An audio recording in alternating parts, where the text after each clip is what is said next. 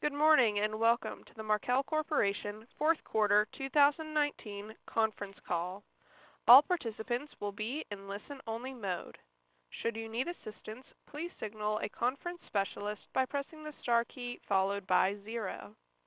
After today's presentation, there will be an opportunity to ask questions. To ask a question, you may press star, then 1 on your touch-tone phone. To withdraw your question, please press star, then 2. During the call today, we may make forward-looking statements within the meaning of the Private Securities Litigation Reform Act of 1995. They are based on current assumptions and opinions concerning a variety of known and unknown risks. Actual results may differ materially from those contained in or suggested by such forward-looking statements. Additional information about factors that could cause actual results to differ materially from those projected in the forward-looking statements is included under the captions Risk Factors and Safe Harbor and Cautionary Statement in our most recent annual report on Form 10-K and quarterly report on Form 10-Q and earnings release filed on Form 8-K. We may also discuss certain non-GAAP financial measures in the call today. You may find the most directly comparable GAAP measures and a reconciliation to GAAP for these measures in the earnings press release, which can be found on our website at www.markel.com in the Investor Relations section. Please note this event is being recorded. I would now like to turn the conference over to Tom Gayner, Co-Chief Executive Officer. Please go ahead. Thank you, Carrie, and good morning. Welcome to the Markel Corporation 2019 year-end conference call. This is Tom Gayner, and I'm joined today by my co-CEO, Richie Whitt, and our CFO, Jeremy Noble. We're here to update you on our 2019 annual results and to answer any and all questions you might have about your company.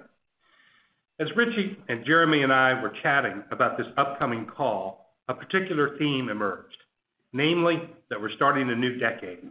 We thought it might be fun and that it might provide useful perspective to discuss our business in the context of what has happened over the last decade.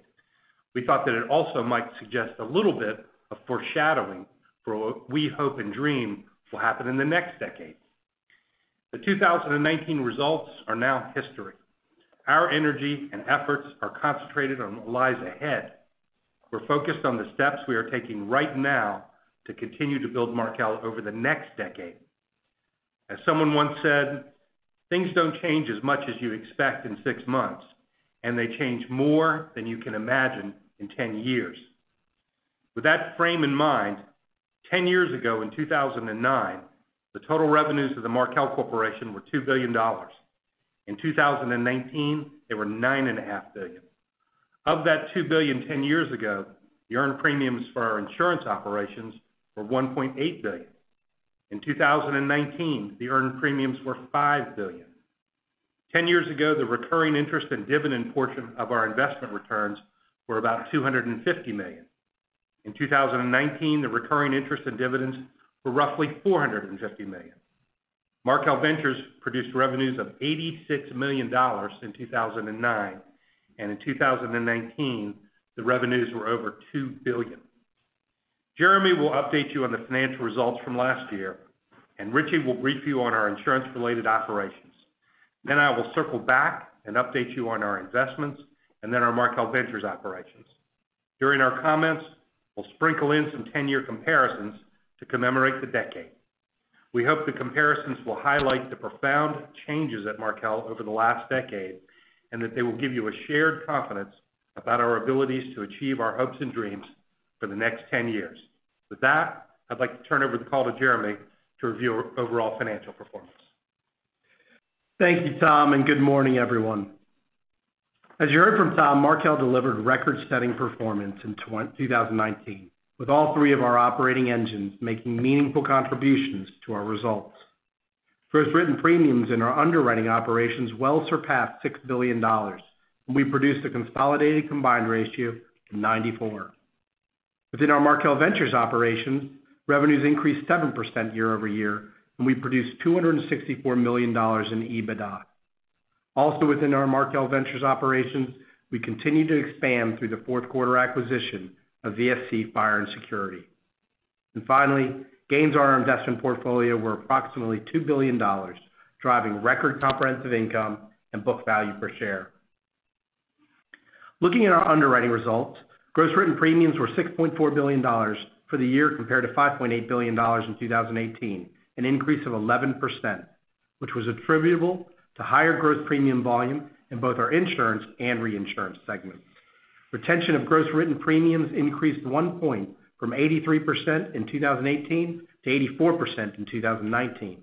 This increase was driven by an increase in the net retention within the insurance segment, resulting from recent changes in our outwards reinsurance treaty structures. Earned premiums increased 7% to $5 billion in 2019 due to higher written premium volume in our insurance segment, partially offset by lower earnings in our reinsurance segment. Our consolidated combined ratio for 2019 was a 94 compared to a 98 last year. The decrease in the consolidated combined ratio was driven by lower underwriting losses arising from catastrophes in 2019. Our 2019 combined ratio included $100 million, or 2 points of underwriting losses from Hurricane Dorian and Typhoons Faxai and Hagibis, compared to our 2018 combined ratio, which included $287 million, or 6 points of underwriting losses from Hurricanes Florence and Michael, Typhoon Jebi, and the wildfires in California. Now I'll cover the results of the Markel Ventures segment. Revenues from Markel Ventures increased to $2.1 billion in 2019, compared to $1.9 billion last year. The increased revenues reflect higher revenues across our products businesses, driven in part by our fourth quarter 2000 acquisition of Brahmin Leather Works. EBITDA from Markel Ventures was $264 million in 2019, compared to $170 million last year. Our strong EBITDA in 2019 reflects improved operating results within our consumer and building products businesses. Turning to our investment results, net investment gains included in net income were $1.6 billion for 2019, compared to net investment losses of $438 million last year. Substantially all of our net investment gains in 2019 were attributable to an increase in the fair value of our equity portfolio during the period. Net unrealized investment gains increased $298 million net of taxes during 2019, reflecting an increase in the fair value of our fixed maturity portfolio resulting from declines in interest rates over the year. Given our long-term focus, variability in the timing of investment gains and losses is to be expected. Looking at our consolidated results for the year, our effective tax rate for 2019 was 21%. The effective tax rate for 2018 was not meaningful due to a small pre-tax loss for the year and a one-time deferred tax charge that we've discussed previously. We reported net income to shareholders of $1.8 billion for 2019, compared to a net loss to shareholders of $128 million a year ago. And comprehensive income to shareholders for the year was $2.1 billion, compared to a comprehensive loss of $376 million in 2018.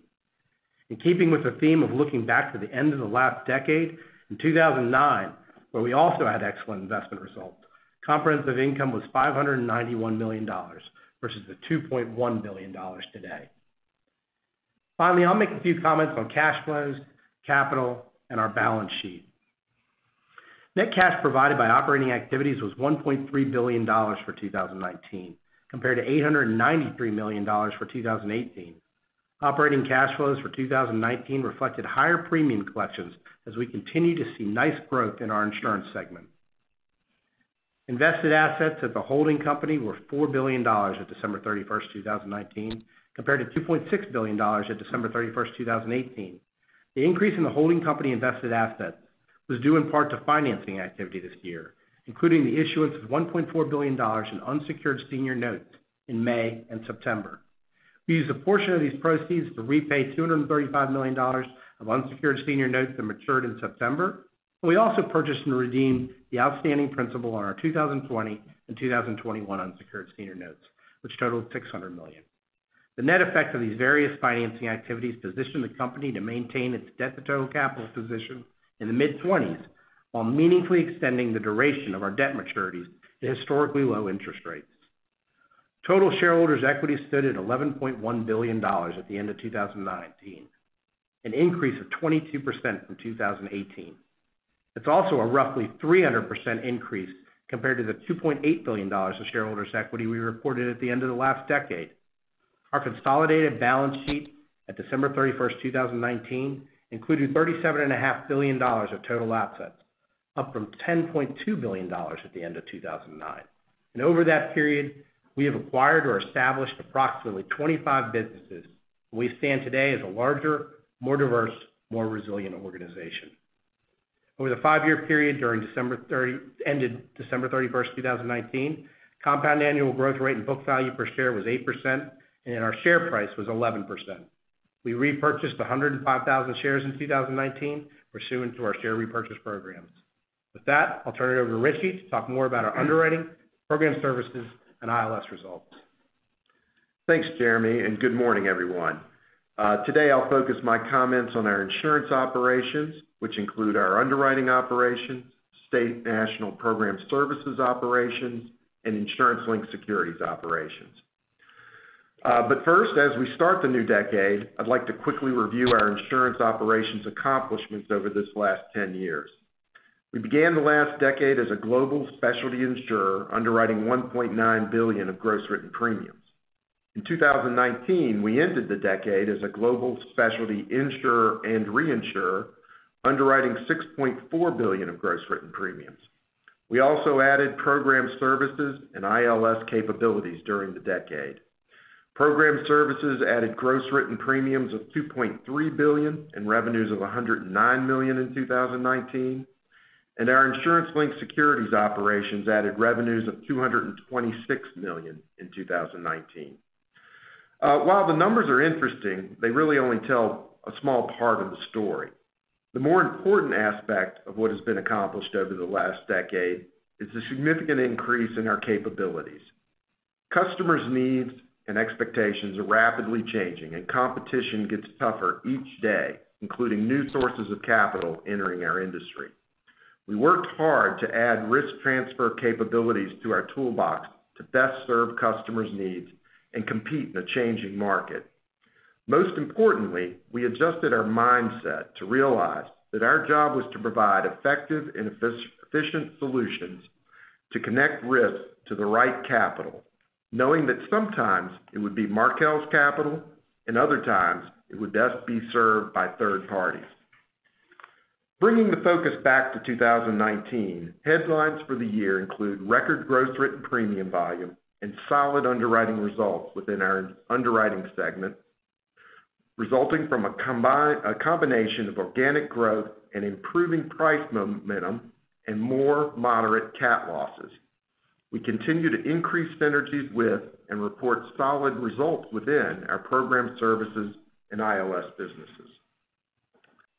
So I'll start out with the insurance segment. Gross written premiums for the year are up $571 million or 12%. Premium growth for the year was driven by continued strong organic growth across several product lines, most notably our general liability, professional liability, and personal lines products. The combined ratio for 2019 was 93 versus a 94 last year. The 1-point decrease was driven by lower cat losses this year, largely offset by a less favorable prior year loss ratio. Higher earned premium volume for the year had a favorable impact on our expense ratio and an unfavorable impact on the prior year's loss ratio. We experienced higher variable expenses due in part to lower ceding commissions arising from changes in our outwards reinsurance structures. Turning next to the reinsurance segment, gross written premiums for the year are up $63 million or 6%. Premium growth for the year was driven by our general liability, workers' compensation, and professional liability lines, partially offset by re-underwriting within our property product lines. As mentioned previously, significant volatility in gross premium volume can be expected in our reinsurance segment due to individually significant deals and timing of renewals. The full-year combined ratio for the reinsurance segment was 104% versus 113 in 2018. The 9-point decrease was driven by lower current accident year loss ratio and more favorable development on prior accident year losses.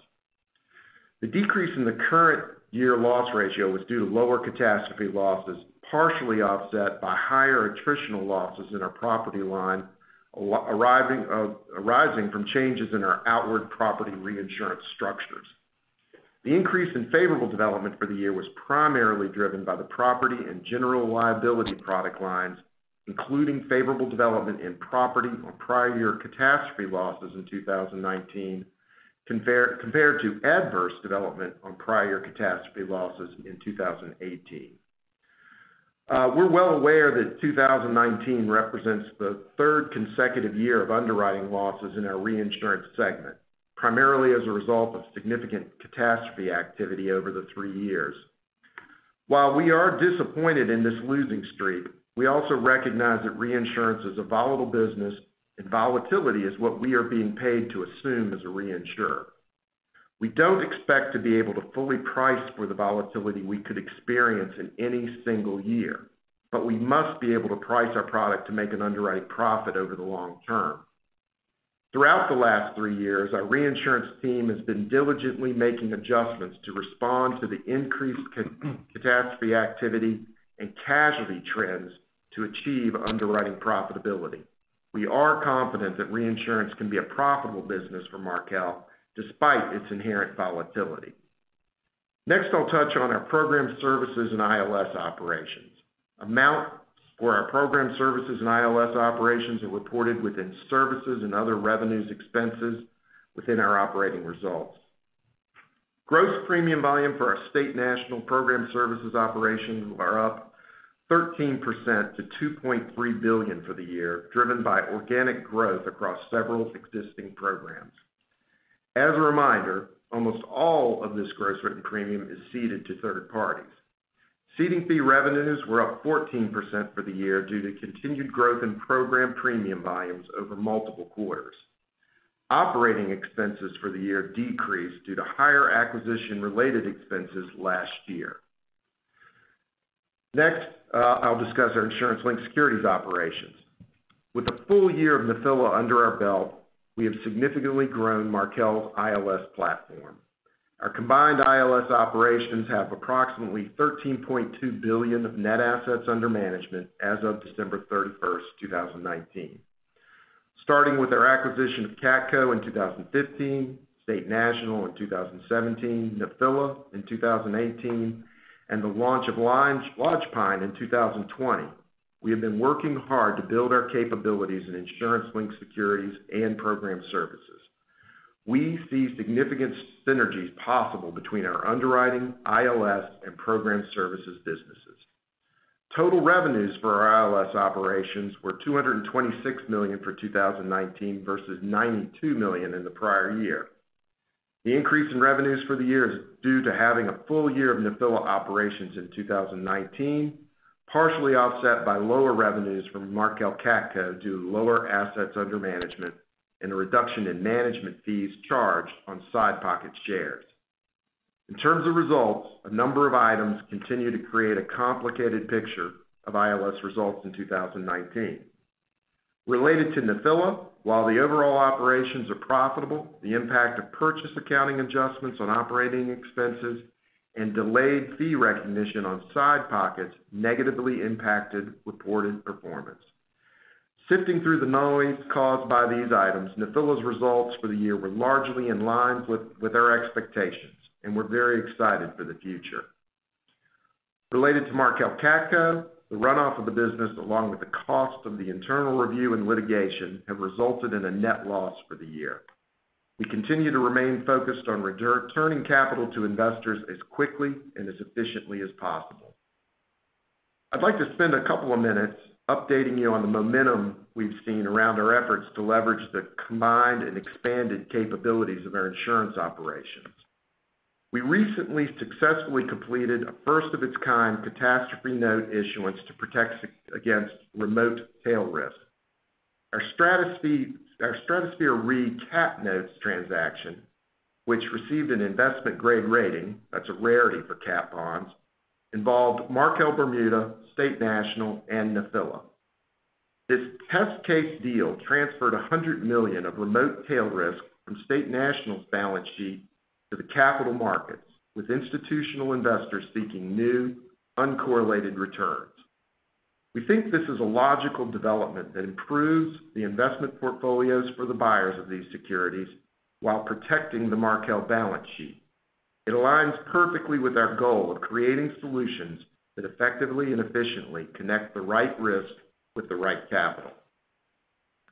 The second example involved Markel and Nephila collaborating to help Nephila execute on its strategic goal to deploy capital into the primary insurance markets at low cost to increase returns for investors. Nephila accomplished this recently, leveraging Markel's infrastructure and capabilities by allocating capital to support Markel's growth in the primary insurance market. Nephila's investors are rewarded in the form of reduced underwriting expenses made possible by Markel Insurance economies of scale, with quick and broader access to the improving property insurance market.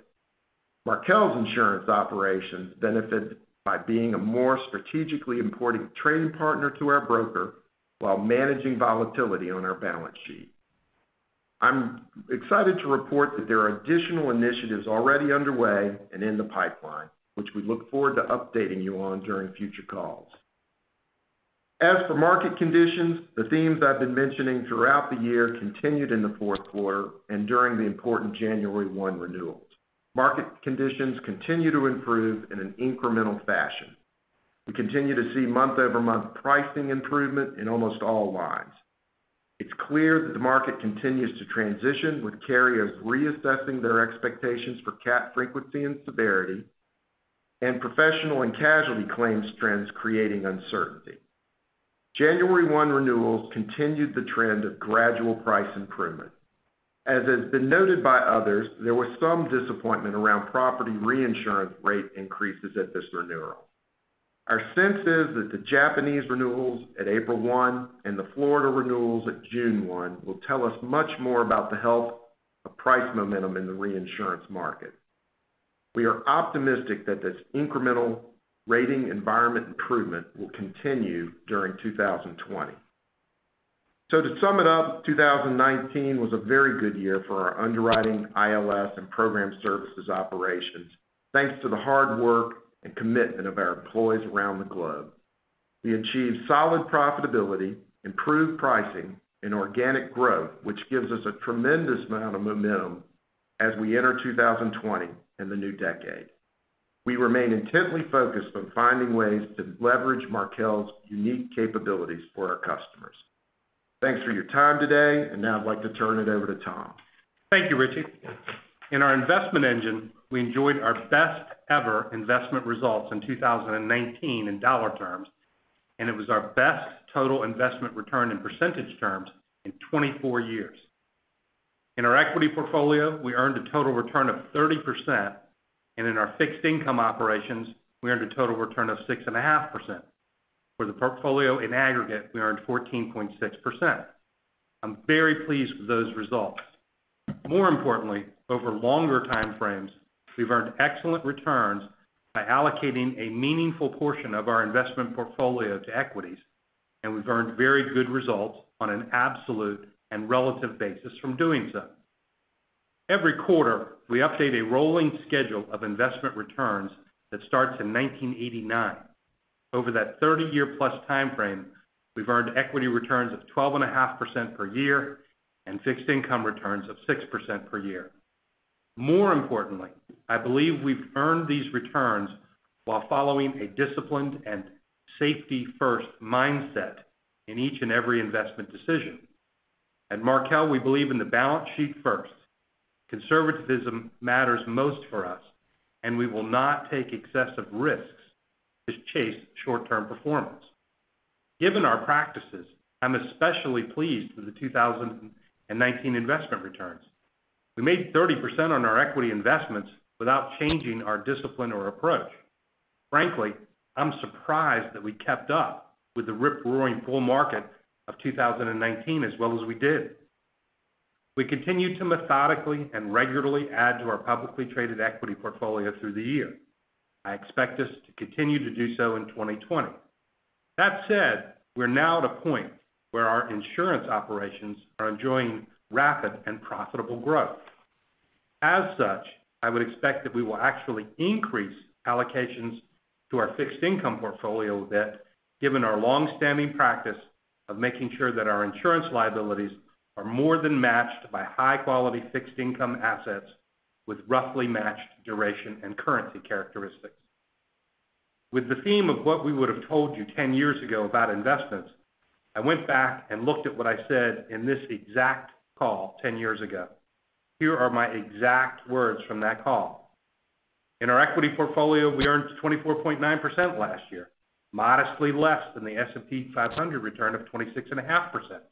Personally, I am pleased with this result, both in an absolute and relative sense.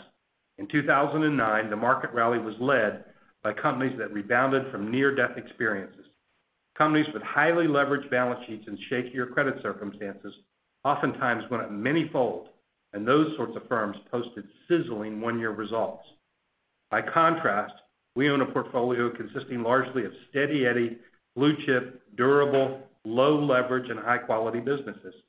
For us to have nearly matched the S&P return with our higher-quality portfolio is a wonderful outcome. We earned an excellent return while taking a lot less risk. That approach has and should continue to pay off over time by avoiding wipeouts from which it is nearly impossible to recover.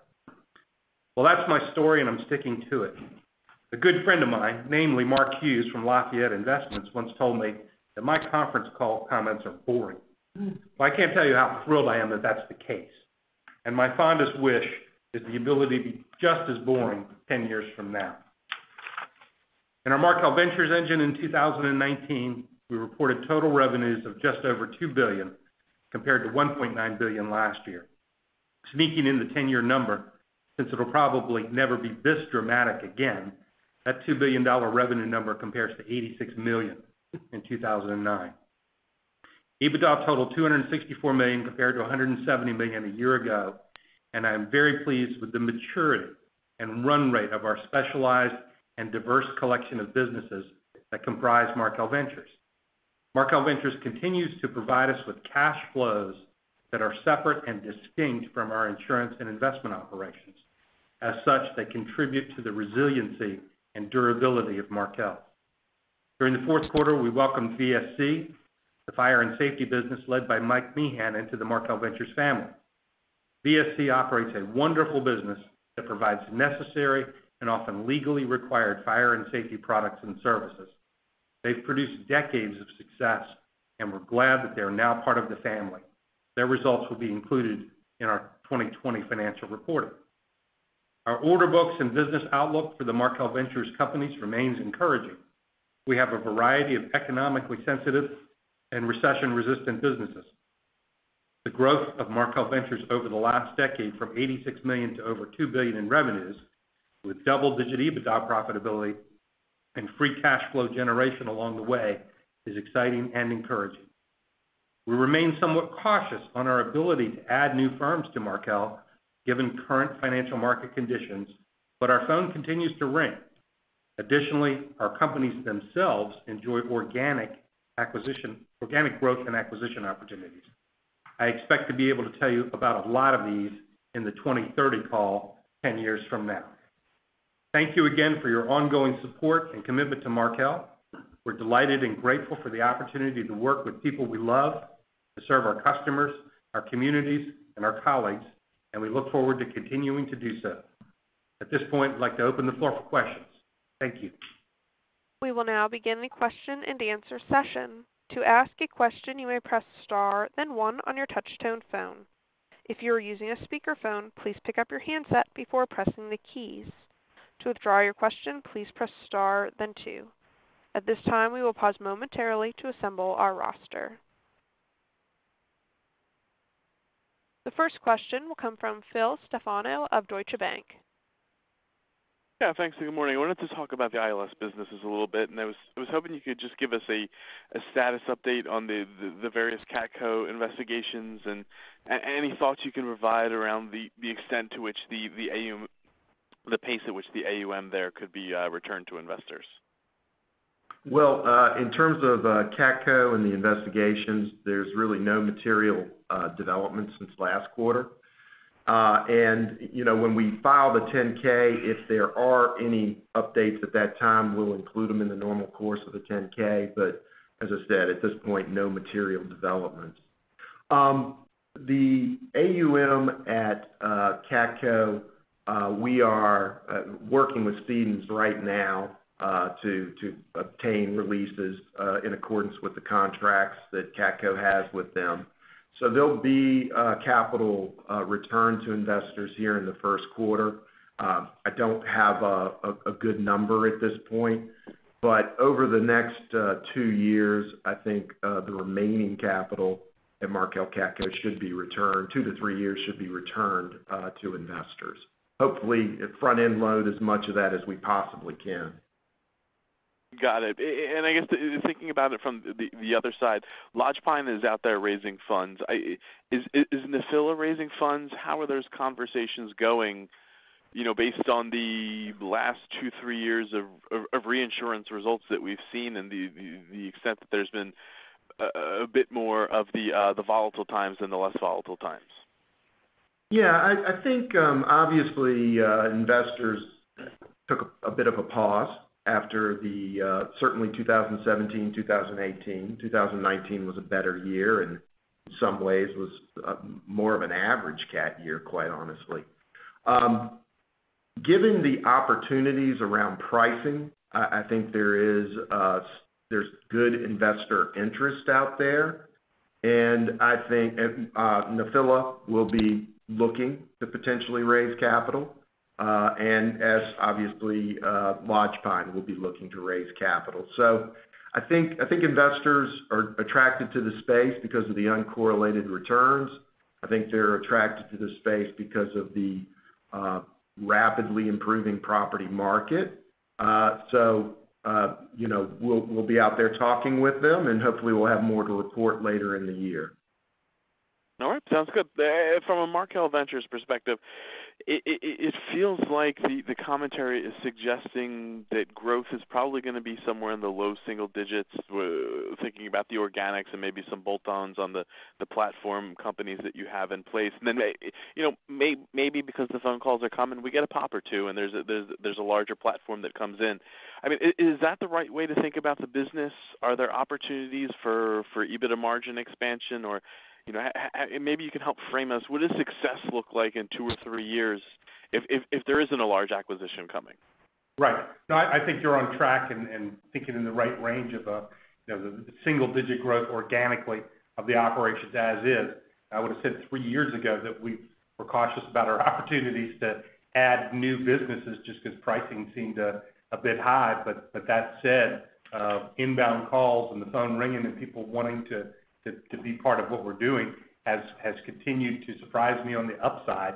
So I would hope, and frankly, even though we're cautious in the current environment, there are conversations that we are having that are outside the traditional auction process.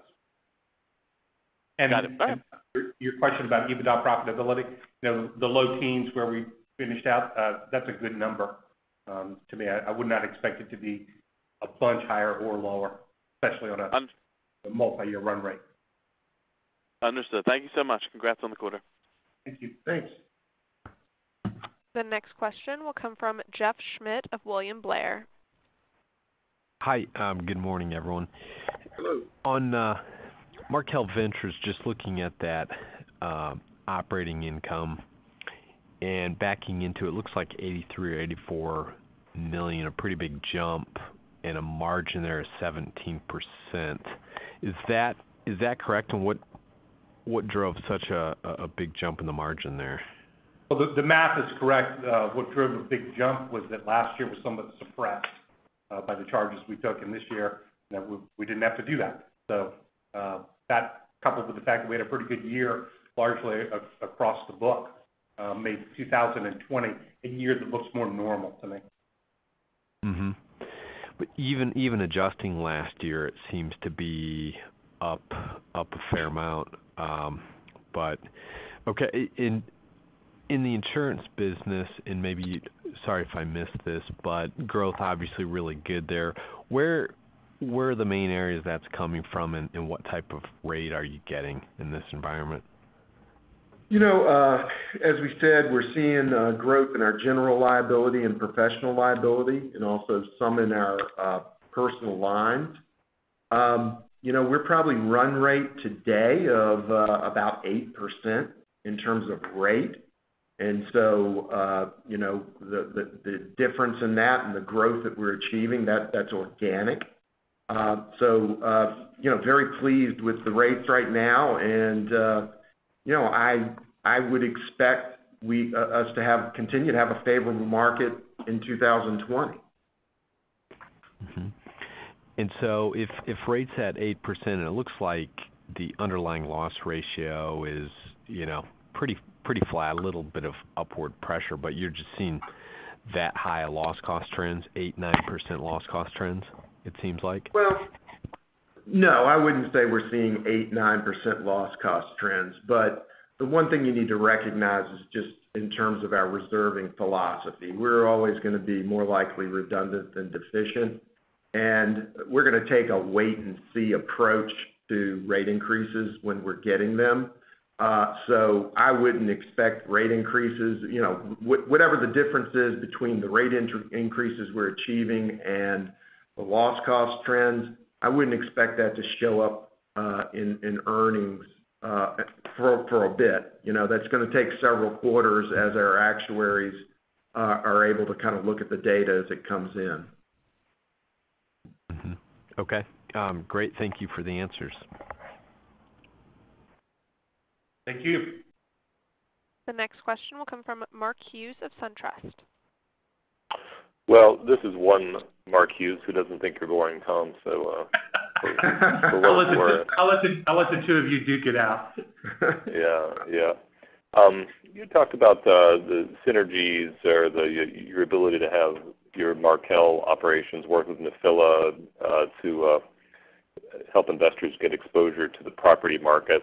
If I heard that correctly, could you talk a little more about that? How meaningful, kind of what does that look like as that's emerging? Sure. As I said, what we're doing is basically working as distribution for Nephila in this case to commercial, wholesale, and retail property business. So that deal was negotiated at arm's length between our Markel folks and the Nephila folks. And, we're hoping over the course of the year that could send $50 to $60 million of property premium over to Nephila. And that is basically pure cat premium. And when I say pure cat premium, it's hurricane and earthquake premium. So, that is the risk that they are looking for and that their investors are looking for. We actually, in terms of Markel's balance sheet, are looking to manage the volatility. So this is an example of a win-win. We can get them low-cost access to that business using our distribution capabilities. And protect the Markel balance sheet, reduce the volatility, and also mention, and my broker friends will probably be upset at hearing this, but we don't have the brokerage cost in the middle of that. So it's a nice win for both sides. And so essentially, you're taking a fee. You're the broker, so to speak, in that case. What we're doing is, we're basically paying them across the pure premium at a multiple for those risks, and we're taking a 4% front fee, which is what they pay State National for that fronting arrangement. So, as you can see, it's pretty low cost to the Nephila funds.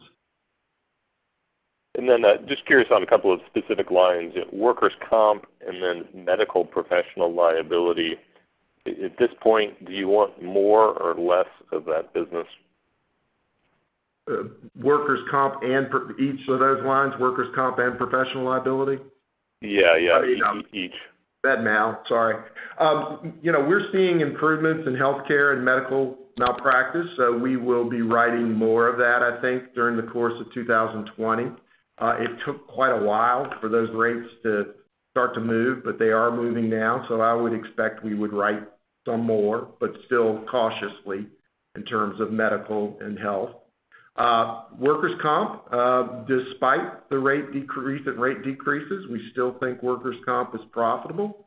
So we would like to continue to grow, responsibly in the workers' comp area. And in terms of loss inflation within med-mal, one of your public peers has announced some issues perhaps. Do you see more inflation emerging there? Yeah, there's absolutely. I mean, the issues with healthcare and med-mal are because of larger verdicts and trend. Pricing at this point is catching up to that, and hopefully on some of that business have exceeded it. And so I do believe we'll write a little bit more there, and now that prices are starting to recognize the impact of claims inflation in the medical and health areas. Thank you very much. Thank you. The next question will come from John Fox of Fenimore Asset Management. Good morning, everyone. Morning, John. Boy, what a difference a year makes, huh? I'd like to start with Richie. In the past, you've broken out the AUM at CATCo and Nephila. Is that something you're willing to do at end of year? I don't. That will be in the K, John. Okay, I'll have to wait. Yeah. Could you talk about Lodge Pine and then I think I'm remembering the name Stratosphere, the cap on. How do we see the profitability of those two through the financial statements?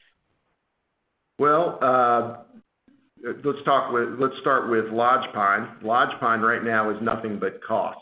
Because we're out raising capital or working to raise capital as we speak. We kind of got a slow start at the end of the year. We were busy setting up our fund and doing all the things that needed to happen, which was just a tremendous effort. So all there is in 2019 is cost, but we did write our book at January 1. We feel very good about the book that we wrote. And now we're going out and seeing if investors are interested in participating in that. So more to come as we move through the year in terms of Lodge Pine. So would that add? I'm sorry to interrupt. Would that add to ILS assets under management, or is that just totally separate line item? Yes, yeah, okay. Yes, it will. That will hopefully be a positive to assets under management. In terms of Stratosphere. That actually is a cost as well. But what Stratosphere does, and Stratosphere does a number of things. First, we talked about connecting the right risk to the right capital. Remote tail risk is an existential risk to insurance companies. You cannot keep too much of it on your balance sheet. It's a diversifying risk in the broader, deeper capital markets. So what we have done is created a transaction that we, hopefully others will think about doing, and we know we will continue to do, to take some of that remote tail risk and move it into the broader, deeper financial markets. And what that allows us to do is continue to grow our ILS operations. Eventually, we would get to a point where we could not warehouse any more of that remote tail risk on Markel's balance sheet. By working to open up this market and move that risk into the broader financial markets, it gives us room to continue to grow our ILS operations. So we're really excited about it. It was dipping a toe in the water, but we think the potential is huge as we go forward. So if I understand that, which I probably don't, but Nephila would focus more on the working layers, which I think has been their strategy over time, and the real extreme catastrophe risk, high end of the tower, that type of thing, could be securitized, and you could access a larger capital pool. Is that a fair summary? You nailed it, John. Okay. In the ultimate "what have you done for me lately" question, I noticed that State National, the year-over-year growth is slowing to a very healthy 7%. Is there anything, happening there, competitive? It's just harder to find new business, or, am I over analyzing that? Well, I think I'd use the same terminology that we say around reinsurance, that, when we bring a program on, they tend to be sizable. And so it really comes down to when you add programs, how big they are, and how long it takes to get them up and running. The pipeline, I think it's a fair statement that the pipeline at State National is strong. We feel very good about the pipeline, and then it's just a matter of moving opportunities through the pipeline. But we see great opportunity to continue to grow the State National platform. Okay, great. And on ILS, I want to confirm, revenue of $226, GAAP expense of $217, but I need to add back the $43 of amortization. So ILS made $52 million roughly in 2019. Is that the right way to look at it? I'm looking at my accountants. I don't know where the amortization expense sits. Well, it's broken out now, which I really appreciate. John, one of us will give you a call after to work through the numbers. Okay, I have a question for Tom Gaynor while you're working on that tough question. Tom, you mentioned the growth in ventures with the EBITDA, the revenue and EBITDA growing significantly, which is terrific. Of course, that's taken investment on your part, on capital allocation to invest to grow. Can you talk about, in round numbers, or how you feel about, what you've invested, what the return's been, and, how you think about the return for the shareholders? Sure. You asked the right guy for the round number conversation. I noticed you asked Richie for the specific number conversation, and that's one of the ways in which we split things around here. So, well, as a 20-year shareholder, I figured that out. You're a smart guy. In round number terms, as of the end of the year, not including VSC, which was done pretty close to year end, so didn't put that in the calculation, but over the years of Markel Ventures, we've written checks that would round to $2 billion. We have dividended it back and built up cash balances at the companies of about $1 billion. So net, we have $1 billion in it for a business that produced $274 million worth of EBITDA last year, and cash generative. Okay, thank you. You're welcome. Thanks, John. The next question will come from Scott Heleniak of RBC Capital Markets. Yes, good morning. I imagine you guys are seeing a lot of dislocation out there, just like everyone else has kind of talked about, and Markel has historically really taken advantage of that. So just wondering if you can talk about how that's kind of playing out as far as competition pulling back, how that's impacting your quote submission activity, and I imagine you're getting a whole lot more looks on the E&S side. And just wondering if you could comment on kind of what you're seeing from the competition and new opportunities for Markel. Sure. Yeah, you're absolutely right. The re-underwriting that's been taking place at a number of organizations over the last 12 to 24 months is clearly driving business into the E&S markets. You've probably seen the reports about the activity in the stamping offices being up, large numbers, 20+% in some cases. So there is no doubt there is a realignment, readjustment going on in the market. I'm still not willing to call it a hard market, but it's certainly a much more favorable market than we've seen in a long time. And as you would expect, submission activity is up significantly. We are obviously growing very nicely.